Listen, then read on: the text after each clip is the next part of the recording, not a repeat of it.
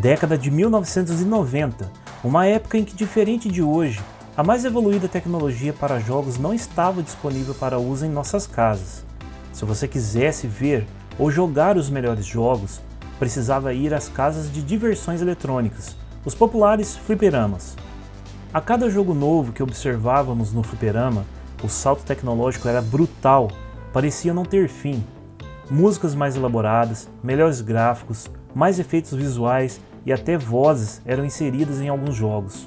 Com este cenário evolutivo, era difícil um hardware ser utilizado por muito tempo, e em muitos casos, cada jogo tinha o seu hardware específico, e foi assim até 1990, quando a SNK trouxe ao mercado o Neo Geo MVS. O Neo Geo empregou com sucesso o padrão dos consoles no mundo dos fliperamas, e consequentemente fez escola, fama e fortuna.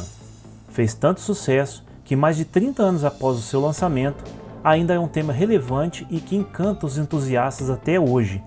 Para alguns ele é objeto de desejo, para outros um sonho realizado e para os demais um sonho distante. Mas como o Neo Geo sobreviveu no mercado tempo suficiente para ser lembrado até hoje? Como ele conseguiu fazer frente aos concorrentes que vieram depois dele, anos após o seu lançamento? É isto que iremos falar nessa série de 2 episódios sobre o admirável Neo Geo. Aqui quem fala é o Gols, e você está no canal Gols Games, e sejam muito bem-vindos. Neste episódio, vamos viajar pela bem-sucedida produção que orbitou a construção do Neo Geo. Então, meus amigos, como é de costume, sem mais delongas, bora lá!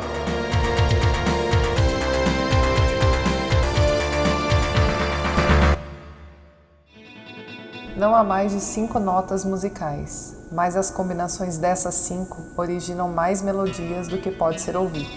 Não há mais de 5 cores primárias, mas em combinação elas produzem mais cores do que pode ser visto. Há não mais do que 5 gostos palatáveis, ainda que suas combinações produzam mais sabores que pode ser provado.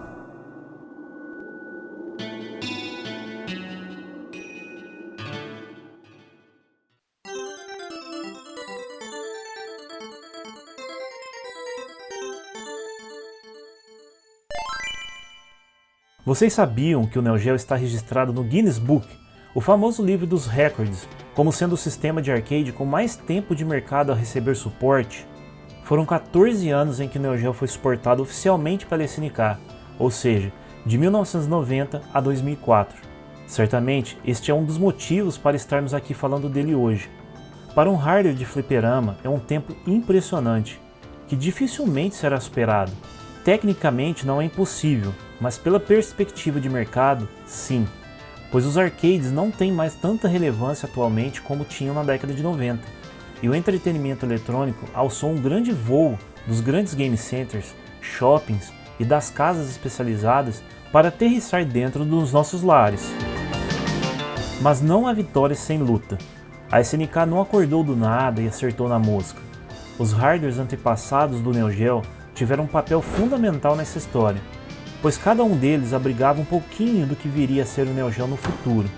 Mas antes de conhecermos o Neo Geo como ele é hoje, precisamos a princípio falar sobre a ADK, ou como era conhecido antigamente, a Alpha Denshi, que teve participação direta no desenvolvimento do Neo Geo.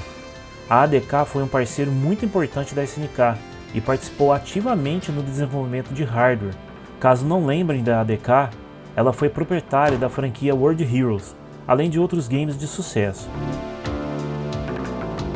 O pai do hardware do Neo Geo é o engenheiro Eiji Fukatsu, da Alpha Denshi, e os magos da forma de uso inteligente do hardware do Neo Geo, bem como melhorias do hardware da Alpha Denshi, são os senhores Yoshihiko Hasegawa e Takashi Yamatani. Infelizmente, não há registro de suas imagens para adicionarmos ao vídeo. Entretanto, eles são os inventores das principais patentes do MVS.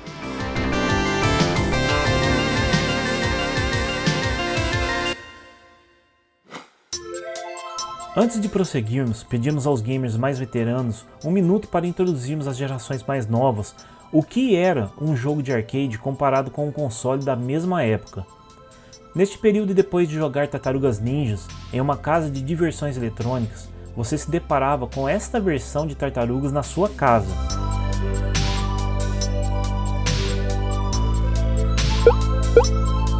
E que tal este aqui, o Twin Cobra? No fliperama era assim, mas quando chegava na sua casa era este o resultado. Ou Shinobi, que em casa era visto assim,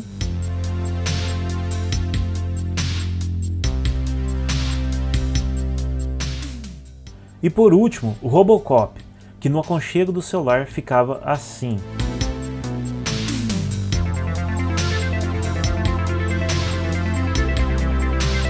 Todas as versões caseiras são para o NES, a plataforma que detinha a maior fatia do mercado de consoles na época, mas não nos leve a mal. Apesar de termos utilizado estas versões para demonstrar o tamanho da diferença entre as versões do arcade e o que tínhamos acesso em nossas casas, as versões do NES são todas conversões muito boas. E vou frisar novamente para que não fique dúvida, são versões excelentes e divertem pra valer até hoje. Estes jogos foram todos lançados entre 1989 e 1990 no NES, mas não necessariamente antes do lançamento do Neo Geo.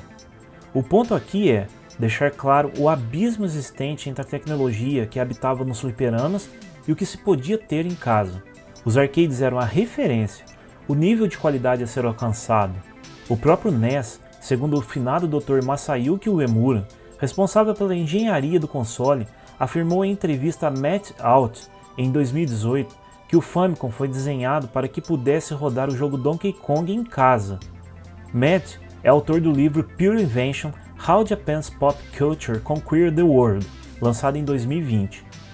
Donkey Kong foi lançado nos arcades em 1981 e apenas 2 anos depois, em 1983, o Famicom era lançado no Japão. Em apenas 2 anos, já havia um hardware para utilização doméstica que pudesse reproduzir um jogo dos arcades com uma certa fidelidade em nossos lares. Agora imagine como era lançar a placa mais avançada para games 2D para os fliperamas e como ela precisaria ser poderosa para suportar o desenvolvimento de games por anos a fio.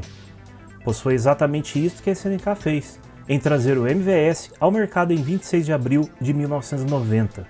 Geralmente quando falamos de um console, olhamos para ele como uma plataforma onde o que mais conta são os jogos.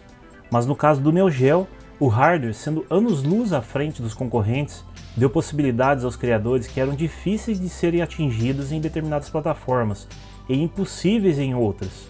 Tudo no Neo Geo era grande, fosse o tamanho do cartucho, o tamanho físico do console ou o tamanho máximo para as ROMs. Era brutal a diferença perante os concorrentes. A placa concorrente da Capcom na época era a CPS-1, que chegou ao mercado em 1988 estreando o game Forgotten Worlds. E o maior jogo nesta placa foi o Muscle Bomber Duo Ultimate Team Battle, com 50 megabits, que foi lançado em 1993. No caso do Neo Geo, o game de lançamento em 1990 foi o NAM 1975, com 46 megabits. Summer 1975. A nightmare awaits me. I am being recalled to Non-Torm headquarters. Do I have to go back to the hell again?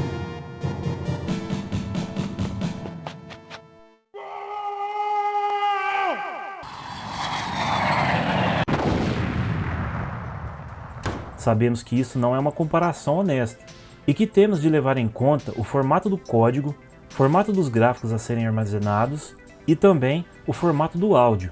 A Capcom só lançou a CPS-2 em 1993. Em números, ela é mais poderosa que a MVS, mas 3 anos a mais de trabalho com a MVS deram no futuro uma vantagem inimaginável à SNK. A mensagem que a SNK queria transmitir ao mercado era que o Neo Geo MVS estava pronto para os próximos anos, pois os 330 megabits na tela de apresentação do Neo Geo era uma capacidade avassaladora para a época.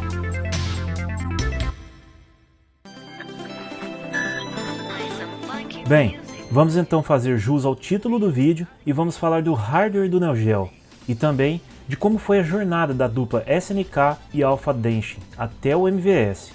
A SNK produziu uma série de hardwares antes do que seria nomeado Neo Geo MVS, mas vamos focar em 4 pontos principais para considerarmos um hardware da SNK ou da Alpha Denshin como parte do caminho até o Neo Geo. Primeiro, utilizar o processador Z80 como controlador de som. Segundo, utilizar o processador Motorola 68000 como CPU principal. Terceiro, utilizar o chip de som da Yamaha da família YM. E quarto, o primeiro jogo da SNK em um hardware da Alpha Denshi. O primeiro hardware da SNK, que aos nossos olhos deve ser considerado, é o que roda o jogo Joyful Road no Japão, ou Munch Mobile, como ficou conhecido nos Estados Unidos de 1983.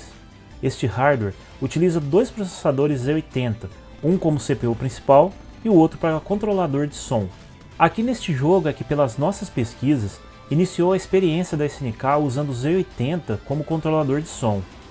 A partir deste ponto, a SNK teve ao menos mais 8 hardwares que utilizaram o Z80 como controlador de som e ou CPU principal. Jogos como Ikari Warriors e Alpha Mission utilizaram os dois processadores Z80 como CPU principal.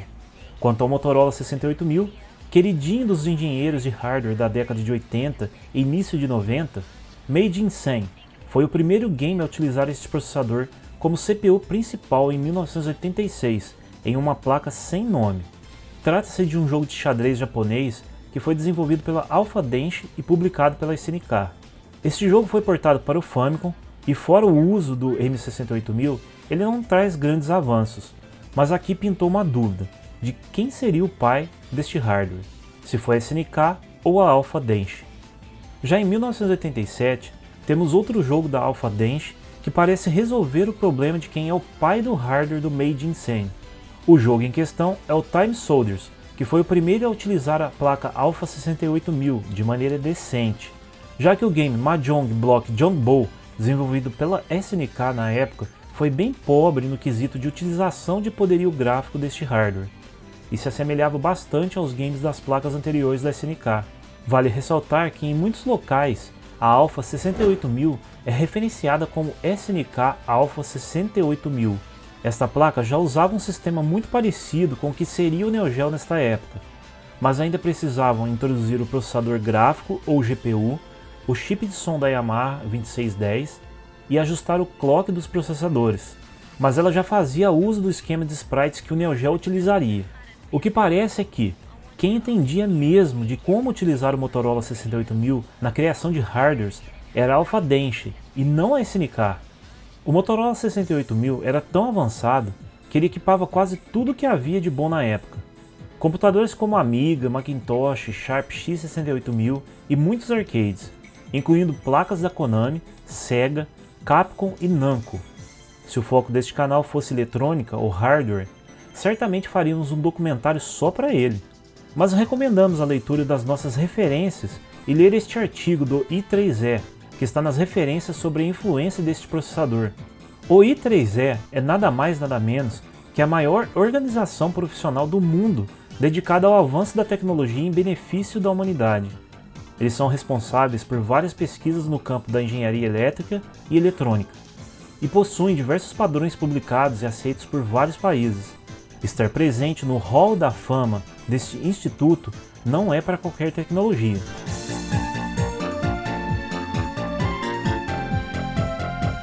Mas voltando ao Neo Geo, o primeiro jogo que utilizou um chip de som da Yamaha em conjunto com o processador Z80 como controlador de áudio foi o TNK3, como foi chamado no Japão, ou simplesmente Tank, como foi nomeado nos Estados Unidos em 1985.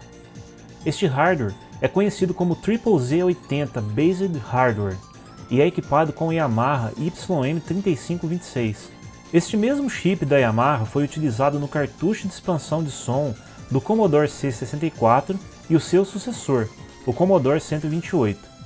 É importante dizer que, embora ele não pudesse reproduzir áudio estéreo, este chip já possuía a capacidade de manipular sons através da técnica Adaptive Differential Pulse Code Modulation, ou como é mais conhecido, o ADPCM.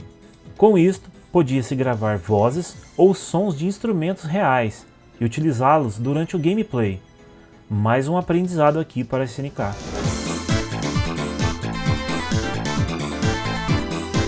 A SNK seguiu utilizando majoritariamente diferentes chips da Yamaha em seus hardwares até 1989. E também em 1989 ela lançou o Beast Busters, que foi o primeiro e único game dela a usar o Yamaha YM2610 em um hardware que não fosse o MVS. Este hardware é o Alpha 68000 da Alpha Dench em uma versão melhorada e, por consequência, o equipamento mais próximo do que seria o Neo Geo. Como vocês podem ver aí, até a escala já tinha nesse jogo, e de forma muito convincente. Ele já contava com processadores no mesmo clock que a MVS, ou seja, o Motorola 68000 a 12 MHz e o Z80 a 4 MHz. Deem uma olhada nos gráficos que a arquitetura da geração Alpha 68000 podia produzir. Aqui vamos mostrar um exemplo com Gang Wars.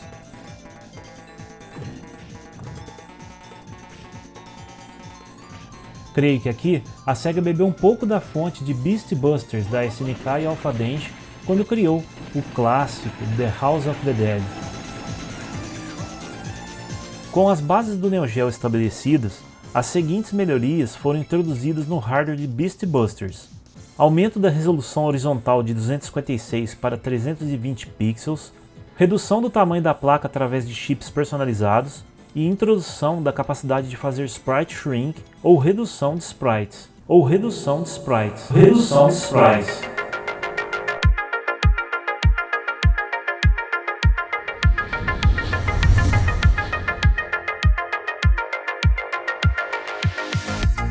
Aliás, redução de sprites não é zoom, como a maioria de nós fomos enganados todos esses anos em seus jogos.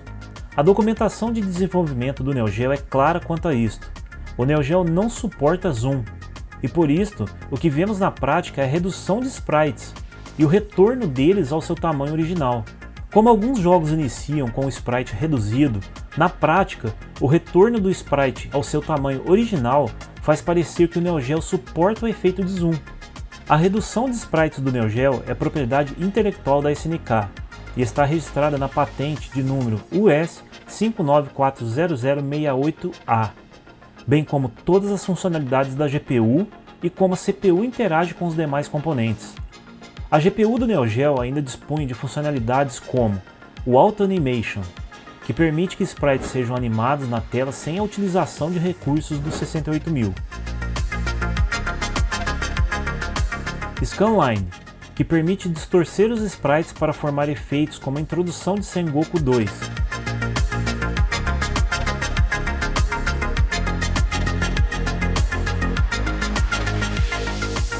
O campo de golfe de Neo Turf Masters.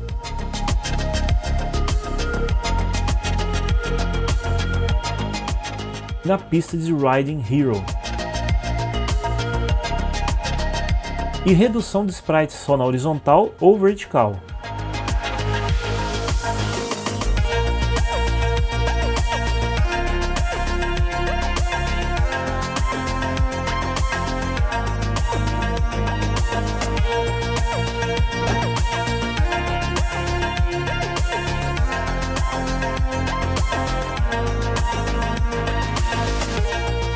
Sprite Group ou Stick Bit permite que vários sprites sejam agrupados em um único sprite e que a posição de todos sejam atualizados automaticamente de acordo com o movimento de um único sprite, o que facilita a programação de sprites grandes.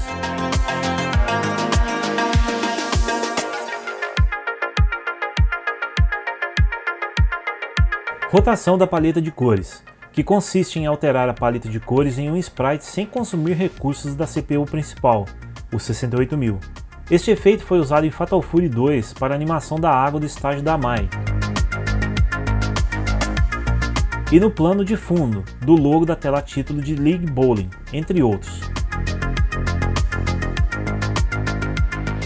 4 camadas de sprites, mais uma linha fixa de sprites à frente para as barras de energia ou o placar, por exemplo. E também um plano ao fundo com uma cor fixa. Como neste mundo, as empresas sempre tentam prevenir o roubo de tecnologia, a SNK registrou 26 patentes, incluindo uma sobre como fazer o efeito do planeta girando em World Heroes 2 e Fatal Fury 2. Embora um efeito semelhante e muito mais convincente, já tinha sido utilizado no menu de seleção de países do jogo Nigel Mansell's World Championship do Super Nintendo.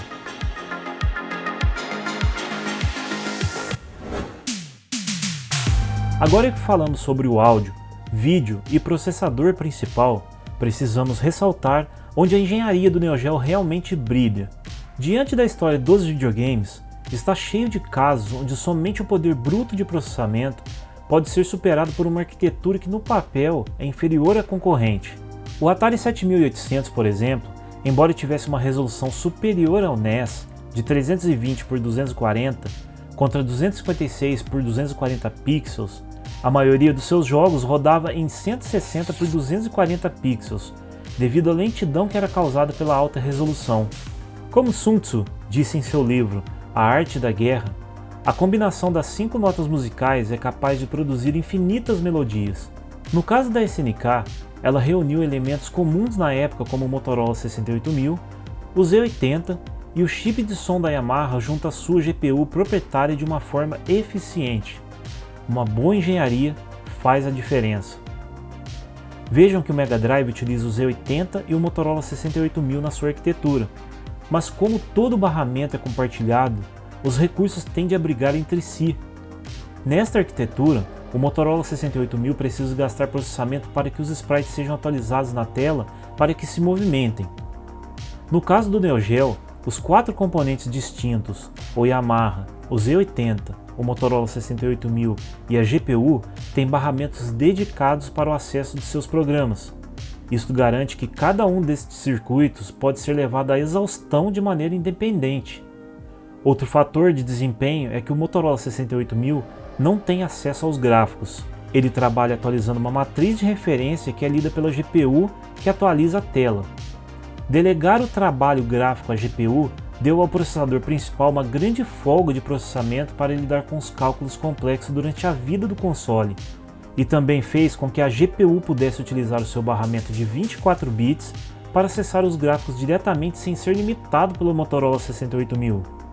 O mesmo acontece com o áudio, que é gerido pelo Z80, ao comando do Motorola 68000.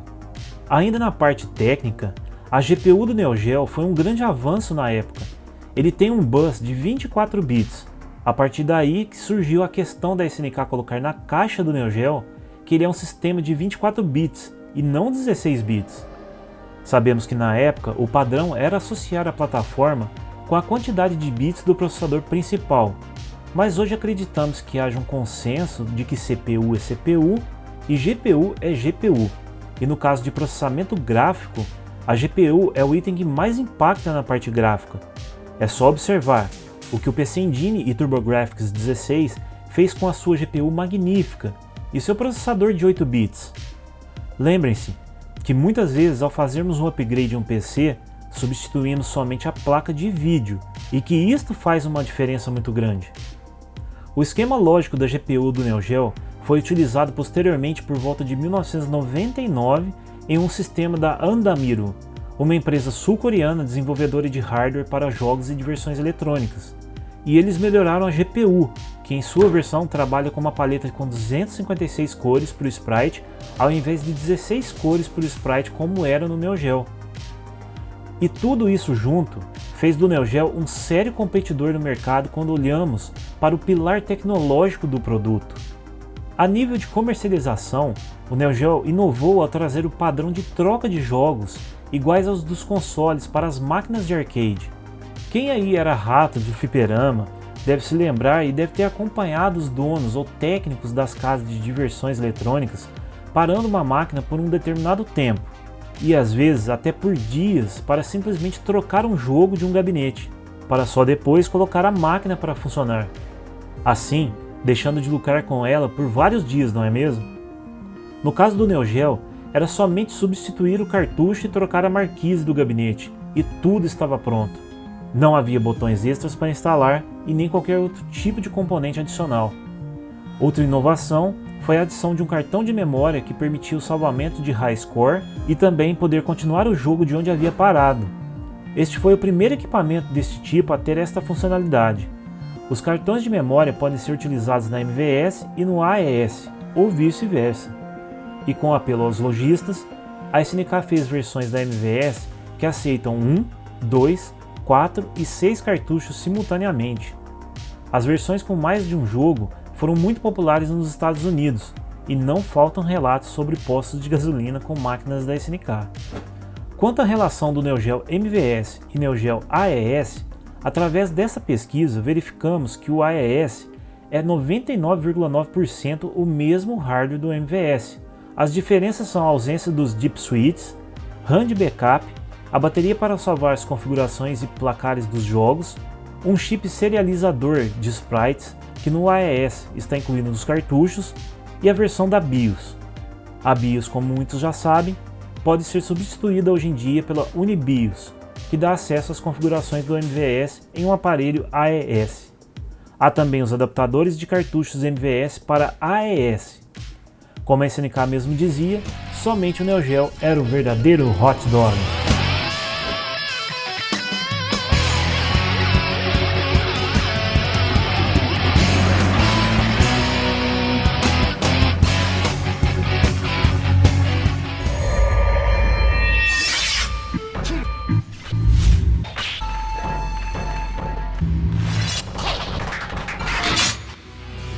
E bem, há muito mais a ser mostrado sobre essa super máquina que é o Neo Geo, e agradecemos muito por você ter assistido a primeira parte do nosso retromentário. A parte 2 está em produção e queremos lançá-la em breve. Deixe aqui nos comentários a sua opinião e, se puderem, nos ajude com o pacote do YouTube deixando seu 330 MB no like, compartilhando este vídeo com aquele seu amigo que não conhece o Ghost Games, e vamos ficando por aqui. Nos vemos no próximo vídeo e valeu muito, galera!